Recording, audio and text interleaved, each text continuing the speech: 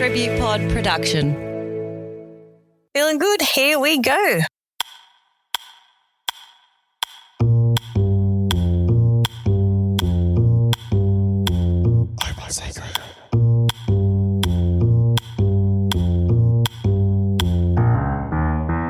Hello and welcome to Open Secret, the power of open source intelligence.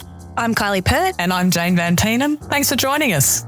Today's episode sits at the intersection of information and ethics. Jane and I are joined by Olivia Pirie-Griffiths, a passionate advocate for press freedom, digital accountability and responsible storytelling. Olivia brings a blend of sharp intellect and deep compassion to her work. She's all about strengthening democracies and building systems of information that are grounded in integrity. Olivia has worked across some of the world's most challenging information environments, from documenting human rights abuses in Afghanistan to defending journalists in Australia and the Asia Pacific. And she's used OSINT to help journalism protect people, pursue truth, and hold power to account. This conversation isn't just about data or digital tools. It's about acknowledging our shared responsibility to navigate a complex global information landscape, to use intelligence with integrity, and fight for credible journalism. This episode is essential listening for anyone interested in how OSINT can support journalism and safeguard our right to reliable information.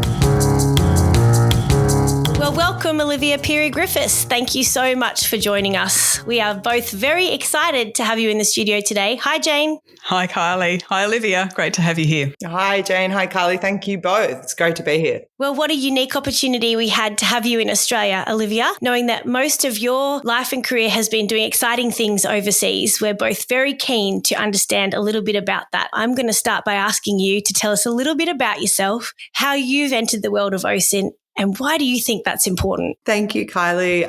That's a lovely introduction. I think I entered the world in a fairly windy way, or a little windy path. So I'll talk you through it. But it's worth noting that in the last sort of 2.5 years, I've been working for an organisation called the Centre for Information Resilience in the UK. I was Director of Impact and Engagement for their Afghan Witness project, which was an OSINT project that looked at the information environment in Afghanistan. And I also built partnerships for CIR, or the Centre, globally. I'm also on the board of an Australian organisation called the Alliance for Journalist Freedom. It was founded by Peter Grester. He was a journalist imprisoned wrongfully in 2013-14 for doing his job, which we know is an increasing issue for journalists all around the world. Anyway, he founded the Press Freedom Organisation when he got back to Australia. And so I used to be the executive director of that, and I'm now on the board. But yeah, so I live in Lisbon, or between Lisbon, London and Australia at the moment. And my focus really is on information integrity. So I've got a background in philosophy, but a lot of people used to ask me what I would do with philosophy. And at the time I didn't really know, but I just knew that I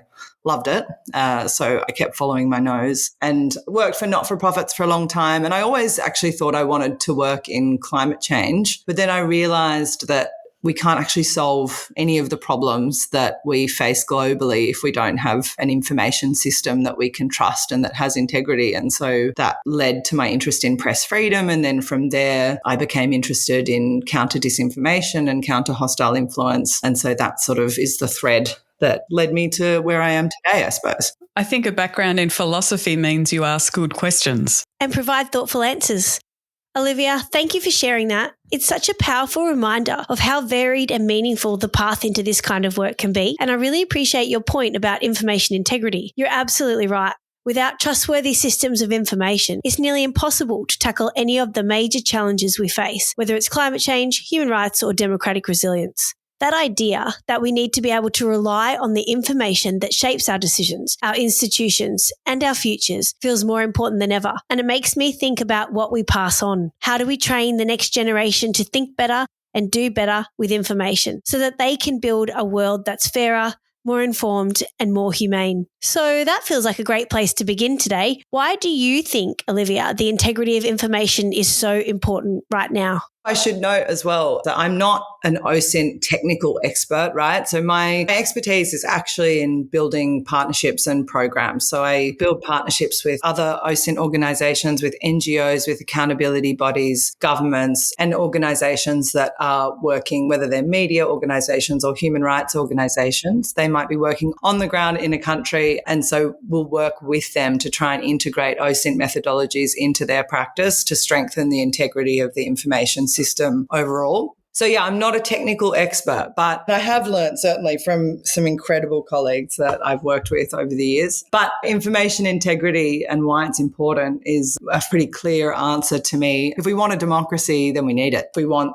strong democracies in the world, and that's something that is at significant risk at the moment, or they're threatened all over the world, we need information that the public's able to trust, and we need the public to understand and to be able to delineate between what is journalism, what is information with integrity, and what is not that. And there are various challenges that will be springing to everyone's minds, big tech platforms, social media, the blurring of what is and what isn't journalism, that mean that sort of understanding is at risk. That's why I think information integrity and working to try and shift that or strengthen our information systems is important. Reflecting on your comments there about not being a technical expert at OSINT, in the course of the various conversations that we've had on this podcast and having worked in open source intelligence now for a couple of years, OSINT is actually more than just the tooling or the techniques. It's actually about the people and the partnerships and applying critical thinking to all of those things. And so there's a real ecosystem, I think, when I consider open source intelligence capability. And so I think our conversation around information integrity, around how OSINT shows up in the world in different ways, the social conscience that comes around open source intelligence and the power that you wield when you do access a huge amount of publicly available information, I think these are conversations that we need to have in the open source intelligence space. I really agree. And I think that element of partnerships, or the importance of partnerships and collaboration that you just touched on, is something that I really wanted to mention on this podcast, because if we just visualize the world for a second and we think about the issues with the information system as little spot fires, right? So there's disinformation happening in this country in the lead up to an election. There's disinformation happening in this conflict zone. There are little spot fires all over the world at the moment. And it's fairly daunting, actually, to consider how we can put all of them out. And if open source organizations or practitioners are working on their own, they're not going to be able to put all of those spot fires out. We need to collaborate together and create a network that ideally operates as a blanket to suppress all of those. And so, yeah, I think collaboration and partnerships is really crucial. A fire blanket. I like it. When you sort of mentioned your windy path into open source intelligence, you touched on a few different things, and we're well aware that perhaps we're all shaped by the experiences that we've had and, you know, how we come at problems as a consequence. Based on your own path and your exposure to different kinds of journalism, perhaps, or different kinds of context,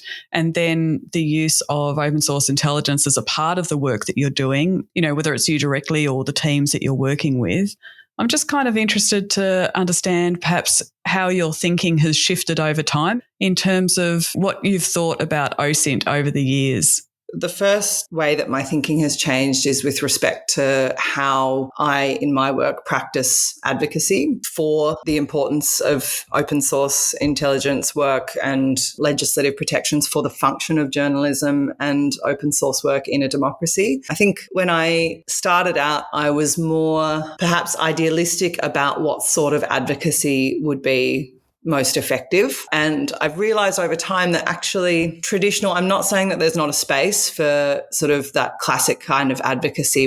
I think in the area that I work in and on the topics that I work on, the kind of advocacy actually that works in practice is building trusted relationships with the people whose minds we want to change, really threading the needle between public freedoms and national security. They're not mutually exclusive. Actually, they are part of each other. And if we don't ensure that we have protections for the function of journalism and for the public's right to know in a democracy, then the security measures that are introduced to protect that democracy end up stifling the very thing that they seek to protect in the first place. So I think my approach to advocacy has shifted and become more focused. And then I also think that the importance that I place on defining what it is that we're trying to practice and protect in our democracies is really important as well. So I spoke at the beginning about how the information environment is so at threat. There's a blurring, I think, of understanding, or there's a blurring of what journalism is in a lot of people's minds because of how the social media environment pushes information on people. Mm-hmm. It's hard for people to understand what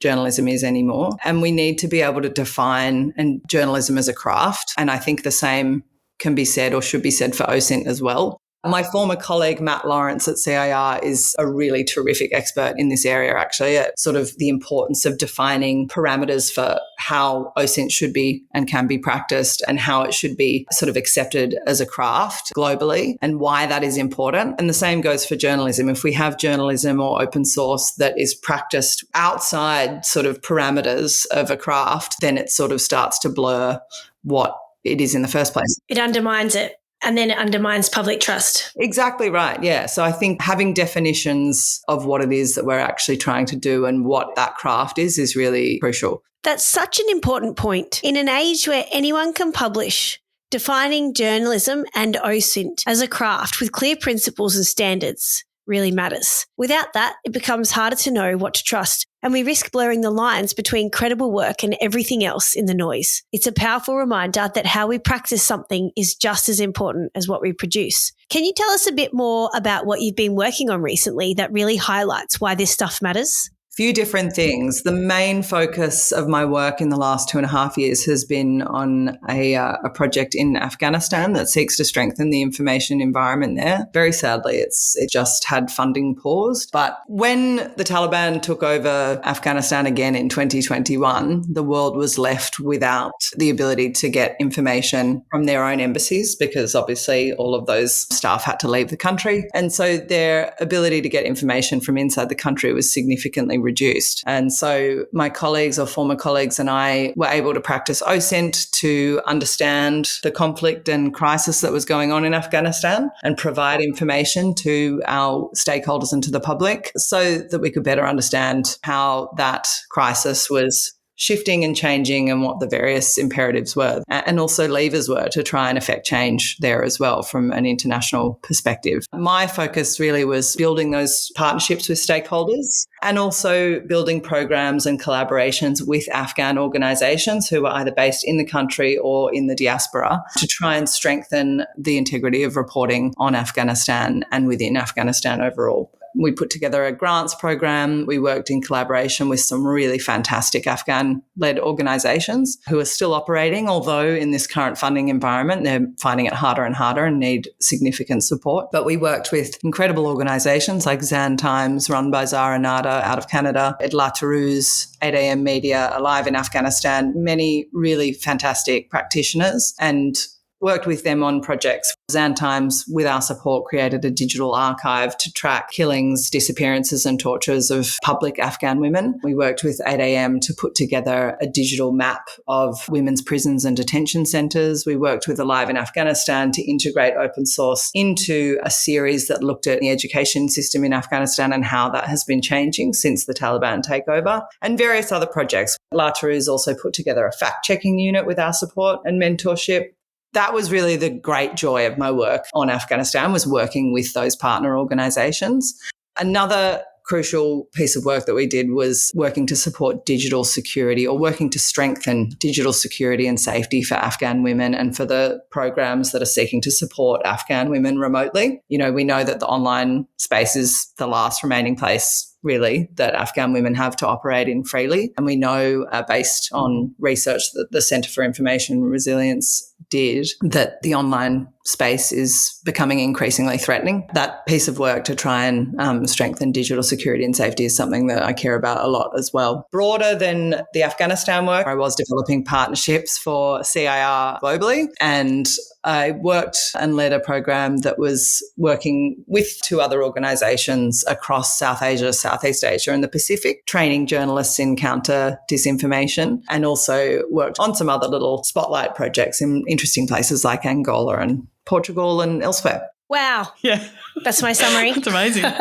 Olivia, thank you. That was such a rich overview. It's incredible to hear how OSINT, when used in collaboration with trusted local voices, can help fill critical information gaps in places like Afghanistan. The work you've described, supporting Afghan-led media, strengthening digital safety for women, and enabling public visibility into otherwise hidden abuses, really brings home the stakes when it comes to information integrity. That leads me into another area I know you care deeply about: press freedom. As someone on the board of the Alliance for Journalist Freedom, it would be great to hear your perspective on the state of media freedom here in Australia, particularly in light of the proposed Media Act. Can you talk to us a little about what AJF is doing in that space and why you think it matters? I would love to talk about this. This is my soapbox. I mentioned earlier the AJF was founded by Peter Grester. It was also founded by a lawyer, a national security specialist and partner at Gilbert and Tobin, Chris Flynn, who is wonderful, and Peter Wilkinson, who's a former journalist and now crisis communications expert. They're all fantastic. And to have had their mentorship and leadership early in my career really has been formative for me. And it's a joy that I get to work with some of them still.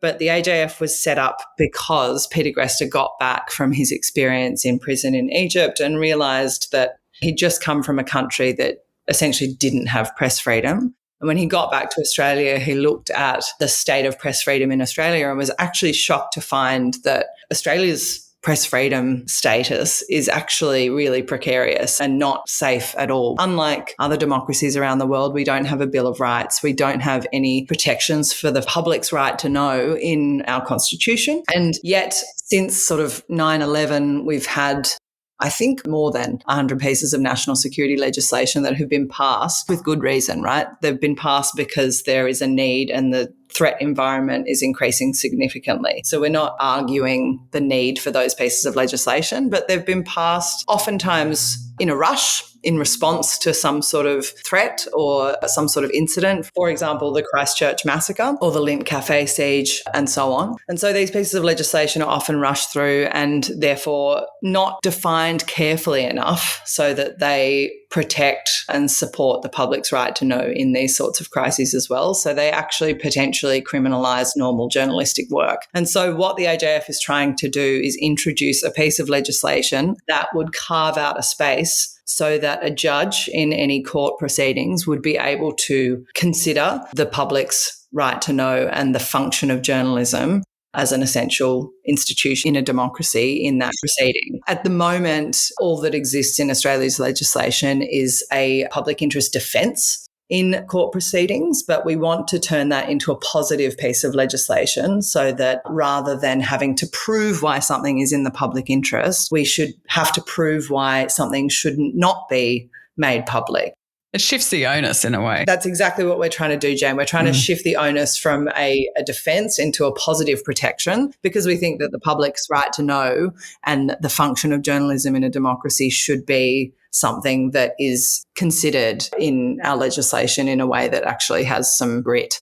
The piece of legislation that we're trying to introduce is a Media Freedom Act that would carve out that positive space. And this goes back to the advocacy point that I mentioned earlier. The AJF's not trying to argue for unfettered rights for journalists. Quite the opposite. We're trying to thread the needle between Australia's national security imperatives and the public's right to know. They need to work together for the same reason that I said before. If we don't have the public's right to know and the function of journalism as something that is supported and protected in our legislation and in our democracy, then those national security laws end up weakening the democracy that they're trying to protect in the first place. That's what we're trying to achieve. But part of that process is also understanding what it is that that legislation would actually protect. That goes back to the point that I made earlier about the importance of defining the craft of journalism. Mm-hmm. And so part of the work that the AJF is doing is that we're trying to define what journalism is. Importantly, not what a journalist is, because if we did that, we'd be stifling innovation, but defining what journalism is within sort of an ethical code and a craft. And so part of our work to do that has been setting up a body called Journalism Australia in collaboration with the Ethics Centre to act essentially as a body that would be able to offer a voluntary membership where journalists who want to be elevated and distinguished in their craft can join. Olivia, listening to you sort of talk about journalism as a craft, I think that there are a lot of parallels at the moment when I think about some of the live conversations that are happening in the global OSINT community. And that is wanting to put more thought and attention around ethics and methodology so that OSINT as a craft or as a discipline is being done and can be used in really powerful ways. In your experience, what is OSINT to journalism? Is OSINT a necessary part of journalism? Is OSINT a tool that a journalist would wield, or is it a key enabler at the moment? It's a really good question, Jane. I think currently a key enabler, but I think it should become and is becoming a necessary part of the craft. I think it's really crucial, actually, that OSINT becomes a common and necessary part of journalistic practice to address the challenges that we've touched on before. People don't know what information they can trust. People don't know what journalism is. People don't know when they're looking at social media whether something is mis or disinformation. And OSINT helps us clarify all of that. I think it's crucial that journalistic organisations all over the world adopt OSINT into their methodologies. I think the challenge is how do we do that in a way that ensures that we have an ethical standard of practice? How do we ensure that people can pragmatically take the time away from their day-to-day jobs to learn those skills? But I do think it's an essential part of journalism's future. And when you say that, Olivia, are you really speaking to the collection of information and the management of the collection of that information more so than the analysis and judgment making? Because in a way, journalism already involves using a range of sources to make informed judgments, or it should do. Yeah, absolutely. And no, I don't mean just collection. I certainly do mean that, but I also mean demonstration. I think that's actually the crucial element that journalism needs and would be strengthened by. And I think audiences would really respond to that as well. And we'd see a rise in trust in journalism again, which, is much needed. There's a lot of commentary out there about AI, particularly, say, ChatGPT, and how amazing it is from expanding the human capacity and all the rest of it. But of course, there's also a lot of challenges there too. Kylie and I speak often about the absolute need to retain critical thinking and all of those kinds of things when you're engaging with AI. And one of my favourite articles that I've ever read on human-machine teaming and the pros and cons was a piece in the New Yorker, and it was about whether AI can actually make art. The author was sort of just reflecting on the fact that writing that deserves your attention as a reader should be the result of effort expended by the person who wrote it. But the mere effort doesn't, of course, guarantee that the end product's going to be amazing or worth reading, but worthwhile work cannot be made without the effort. And so I'm just kind of wondering what that effort looks like at the moment in modern journalism. I think part of that effort is, and something that I don't think can be replicated by a machine, is a really deeply nuanced understanding of what the public interest is in local communities, between person to person and on a global scale. Because it's different everywhere, isn't it? Yeah, and it's different to every person. So that pops to mind. Of course, AI would be able to attempt to understand the public interest and would have data points that would be able to give it a fairly good idea. But I think it's a constantly changing, evolving thing. And as you say, Kylie, it's personal as well. So I think journalism that understands its place within the environment of other democratic institutions, such as our national security institutions, should be part of that effort. Again, I think there's a necessary tension that exists between journalists and security agencies, importantly. But I do think that that recognition of each other as necessary parts of a democracy is really crucial. And so I think that should be evident in journalistic practice.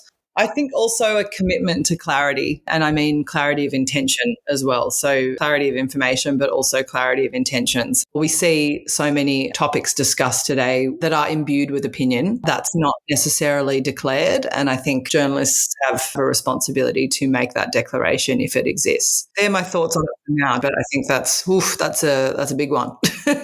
Olivia, do you feel like truth should be the agenda? As much as what is truth is a very good philosophical question. We can discuss that on another podcast. But for all intents and purposes, is truth the motive and the intention? And if it always is, then does that hold some kind of integrity that otherwise is misused? Yes, it does, Kylie. I think truth is the intended outcome. And I think that's part of the reason why OSINT and incorporating OSINT into journalistic practice is so crucial, because that's probably the greatest tool that we have to be able to demonstrate truth. But I agree, like the question of what is truth is something that is hotly contested these days. So yes, absolutely. And as intelligence professionals, Jane, we would say that anyway, you're only ever making the best judgment you can based on the information you've got, which supports your point about OSINT. 100%. Just because you've got access to so much information at your fingertips now does not necessarily mean that you are a journalist or an OSINT practitioner, does it? It's a process that one goes through that makes that a truth or not. Yes, and if you're a journalist who has a strongly held belief about a certain topic and you imbue your reporting with that belief, then I think you actually ultimately undermine the journalism that you're practicing in the first place, because it only ends up contributing to polarization, and people then can say, oh, well, this media outlet is biased, so I'm going to treat them with contempt and not even consider their reporting. But it's more complex than what I'm describing because, of course, there are financial imperatives that media rooms, media outlets have to contend with, and reach imperatives now on social media. And they're contending and competing with influencers. And influencers, of course, they aren't journalists. And so, of course, they can imbue whatever it is that they're saying with opinion. So it's a strange competition. But in a way, I think journalists and journalistic outlets should try and step away from trying to compete in that sense, because they end up undermining their practice and their craft if they try and become more like influencers or try and imbue their work with that opinion. That tension you've described between journalism's responsibility to remain grounded in fact and the pressure to perform like influencers really highlights just how complex the information space has become, doesn't it? It also brings up questions around visibility and influence online. What's the difference, as you see it, between free speech and free reach?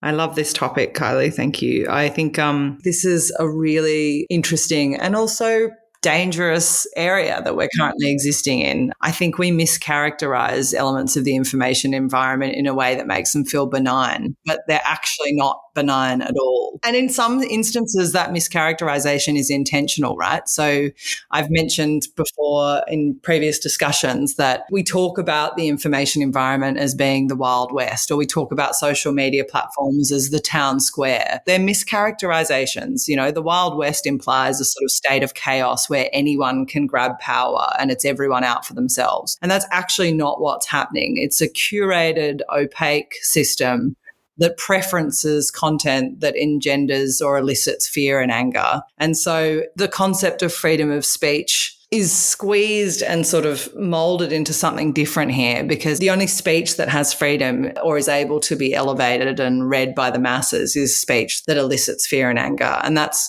not actually freedom of speech. That's actually sort of a contradiction to freedom of speech, really. But, you know, platforms would disagree that they're waging information operations, but they still have opaque algorithms that curate who holds power in the information environment and who sees that. So it's not the Wild West. It's more like a curated West world. And I think the same mischaracterization applies, as I said, for the town square. You know, Elon Musk, for example, talks about X as the town square. But if we actually consider what the town square is as a concept, that's a place where anyone can get up and have reach and be listened to by the town. And you could get up, Jane, you could say something, and I could get up after you and disagree, and both of our voices would be heard. But because of algorithms and the fact that they're completely unknown to the public, that's actually not what's happening. Someone can get up, it might be you, Jane, and you might share something that elicits or incites fear and rage in the community. And then if I try and get up and respond to that, then the algorithm might not support that because my response might not elicit that same reaction. So it's a mischaracterization for profit. And also they've actually mischaracterized the whole concept of rights to begin with. The idea of unfettered free speech doesn't exist anyway. You cannot have a right without a responsibility to the society that you have that right within. So these social media platforms provide free speech, but quietly provide free speech to the people who they want to provide free speech to, is a complete abdication of the responsibility that has to come with that right. So it's a complete mischaracterization. It's for profit. It's actually contradictory to the whole concept of what free speech is, in my opinion. In your observation of both journalism and open source intelligence in real world situations, where do you suppose that journalists continue to have blind spots around the value of open source intelligence at the moment? Well, I think blind spots probably exist because they haven't been exposed to OSINT and the power of OSINT enough because of funding imperatives. The fact that, you know, getting trainers into their newsrooms to teach them those skills that's a challenge in itself, particularly in more remote communities. If it's local journalism or just in different countries, it's hard to actually get those skills into the hands of the people or the hands of the journalists who could really benefit from it. That said, of course, I know so many people who are self-taught OSINT practitioners. So it's something that anyone can learn how to do. But of course, it takes dedication and time. It is actually accessible, but I think you're a journalist who's working on a 24-hour news cycle and you're run ragged because of your daily job. It's going to be a hard thing to actually commit to focusing on and to adopt from there. So a blind spot, I think, probably exists just because of that lack of time and access and funding imperatives. I also think that a blind spot probably exists by virtue of, I would argue, a necessary ego that exists within the journalism community. You know, journalism is a craft. If it's practiced well, should be recognised and celebrated, and it is something that's really beneficial for our societies. And so I think journalists who have been practicing that craft really well for the entirety of their careers are probably slightly resistant to a new methodology and a new tool that, you know, will change their craft significantly. So they're the two blind spots that pop into my head initially, Jane, but I'm sure that there are probably more. And vice versa, I'm sure too. There are blind spots certainly about journalism that OSINT practitioners have. But I would like just to say on the record that intelligence practitioners, whether they happen to be practicing open source intelligence, HUMINT or signals intelligence or whatever, are certainly not without ego either. So just on your point there. Yeah, I guess ego can be a natural part of mastering your craft, but it's important we keep it in check to overcome blind spots and work more effectively, including together across OSINT and journalism. Yeah, when you try to bring sort of something new into a practiced craft, it's always a challenge, I think.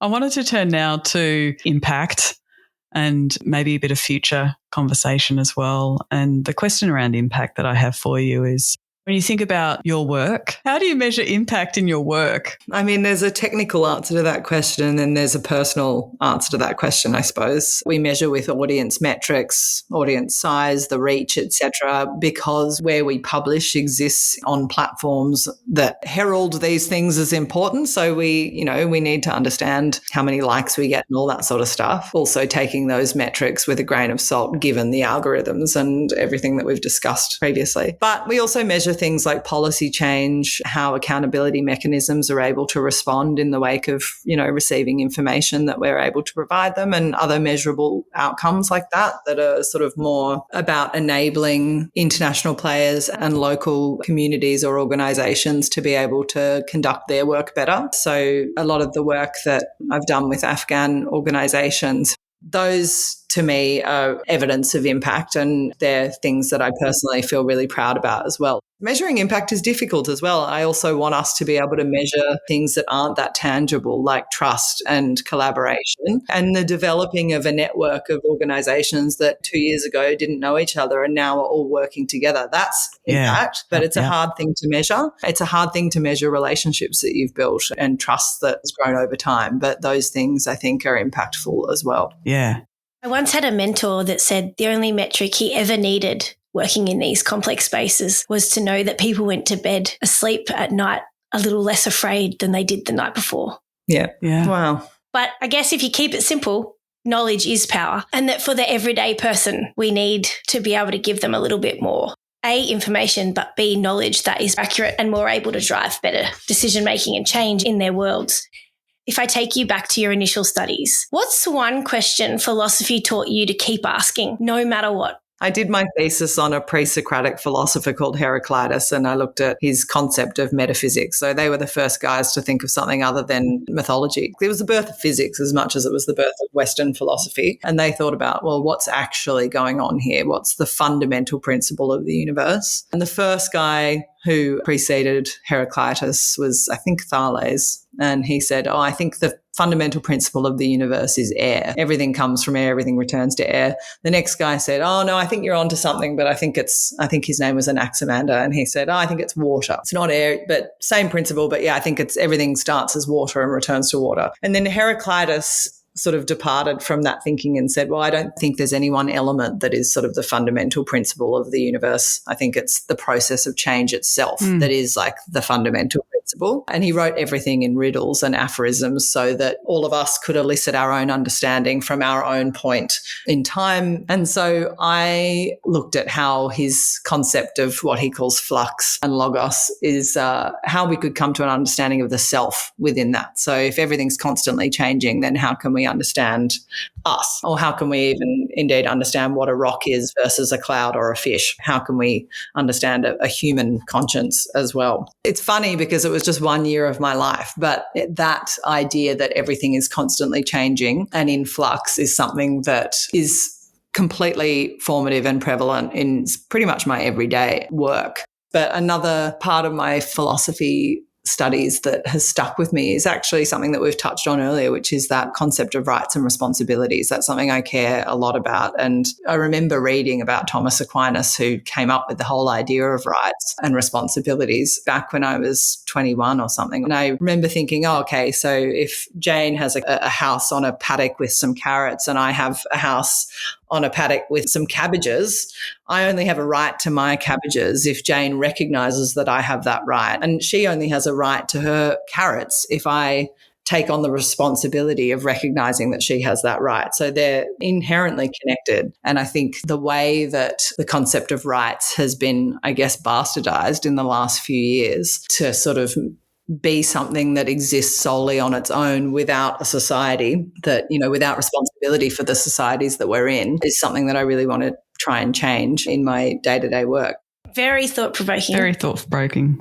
Olivia, in a world where rights and responsibilities feel increasingly complex and where information is both powerful and overwhelming, it's easy to feel a bit lost in it all, I reckon. When it starts to feel like that for me, I try to pause and ask, what gives me hope? So I'd like to ask you the same.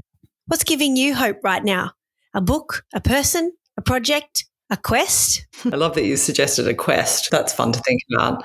All the people, all the incredible people, both of you, all the incredible people who are working in this space and in the various institutions that we've mentioned, whether it's media, whether it's the law, whether it's government, security agencies, and whether it's human rights organisations all around the world. There are so many incredible people working towards good ends here. And I'm given hope every single time I sort of cross paths with them and have conversations like this, because we are facing suffocating challenges. It feels suffocating. But the minds and people who are working to address those challenges are formidable. And that makes me excited, to be honest. It gives me hope for sure. Thank you very much, Olivia, for the conversation today, and importantly, thank you for the work and the contribution that you have made and that you continue to make alongside others on these important issues pertaining to democracy, journalism, and the future of how we should all operate together, with integrity being central among those things. Thank you very much for your time. We appreciate you. Thank you so much for having me, and likewise to you both. It was a joy, and it's nice to be among people who, frankly, clearly love this area as much as I do. So we're lucky, and thank you so much for the opportunity. Thanks, Olivia. It was great to meet you. I really enjoyed diving into not just the practice, but also the philosophy behind this work with you. Conversations like this remind me how vital good journalism is to a healthy democracy, and how open source intelligence can play a crucial role in supporting and strengthening that work. It's been a real privilege to have you with us today.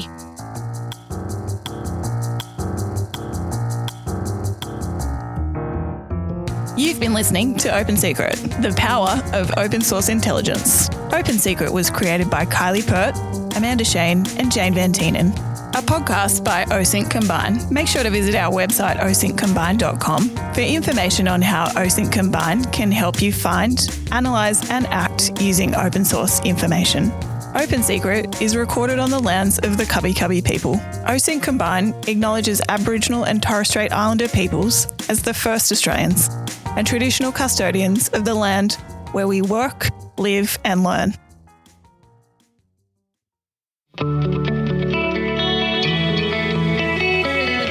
Tribute Pod production.